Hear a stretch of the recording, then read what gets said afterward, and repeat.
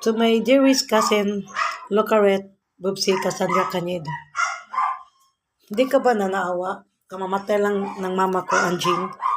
Tapos, nabugbog yung kapatid ko si Marie Chris ni Jerome sa kinakasama mo. Tapos, kumampi ka pa kay Jerome. Ngayon, hindi ka pa nakunto, ginawan mo pa ako ng kwentong barbero. Sabi mo, nag-drug ako. Bakit? May assurance ka ba? Evidence ka ba? May proof evidence ka ba na nag-drug ako? Baka hindi mo magusto ang gagawin ko sa'yo. Magpa-drug test ako tapos ipalamon ko sa'yo yung result sa drug test ko. Kasi I'm sure 1,000 na negative. Dahil ako nag-drug addict. Kailangan ako kung anong meron ako ngayon, yung anong gusto ko mabili ko. Yung mga kagaya nito, mga siksing damit. Addict ako, totoo, addict sa shopping, pero hindi sa kung ano-ano diyang mga drugs. Tapos Cassandra Canedo, bakit mo nasabi si Chris naging burikat? Yung kapatid ko naging pukpok. Nagpabayad ng 300 pesos. Kung sino lang kinakanton dyan, ipinabingbang niya. Alam mo, Cassandra Canedo, tama yung sinabi mo na magpa-psychologist ka. Ay, hindi pala, psychiatrist pala. Dahil doon ka sa bagay. Buang. Yung mga kapitbahay dyan, kayong kakampi para hindi ako pagsabi sa iyo na walang grado na masama. Dahil napakasama ni Sandra, kinapihan niyo pa. Namatayan mga kami ng ina. Dapat nakiramay ka sa amin. Binubuo sa ika, na drug addict, Jerome. Tapos, awan mo akong kwento, drug addict ako sa Chris. Talagang ng ulo mo, hindi mo na psychiatrist, hindi ko hindi kayo dahil sa akin, sa kulong mo sa Chris. Kulong sa mental, yun ang gusto at gusto namin. Bagay,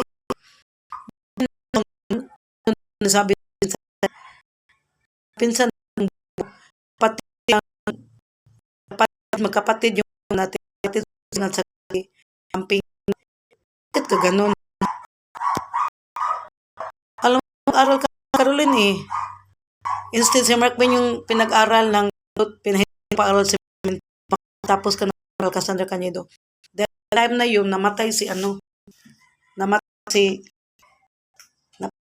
yung papa, kapag si kanya so, may nurse pang si kanya sabi kasi ni mama Caroline, si Sandra lang pag-aralin mo kasi bright yan, mabait yan mo pag graduate na yan, natulungan sila Gigi, Aida, lahat tulungan. Ngayon maghilang na Jesus, yawan mo hanggang lahat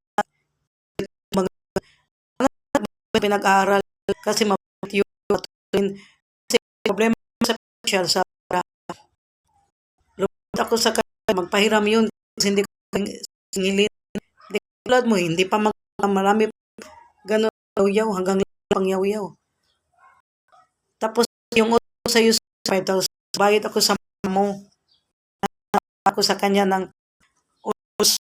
4,000 pero anong ginawa mo pinaripit mo yung utang ko zero pinabayad mo ulit ako ng another 5,000 so ang nabayad ko sa iyo 4,000 plus 5,000 almost 9,000 na imbis ang utang ko lang sa iyo 5,000 nagdata-data ako sa mama mo ng 1,000 naman ganun kakagaman sa pera mukhang pera kaya matatawag talaga kita ng scammer dahil for me in-scam mo ako nagbayad na akong 4,000 tapos sinisingil mo pa ulit ako ng 5,000 di anong tawag nun di ba scammer mangingilad di ba manggancho tapos Cassandra Canedo mukhang ka sabi mo pinagkawan ka ni Jerome yung kalibing partner mo na addict na 100,000 tapos yung business mo, sa amo mo, yung mga BO, mga dapat tinapon na yun ng pagkain, yung mga biskwit na hindi na makakain.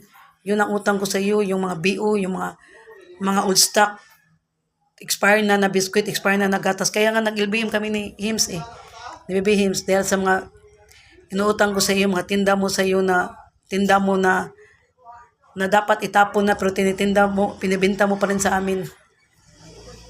Kaya nga ako nagutang eh para nakahalin eh.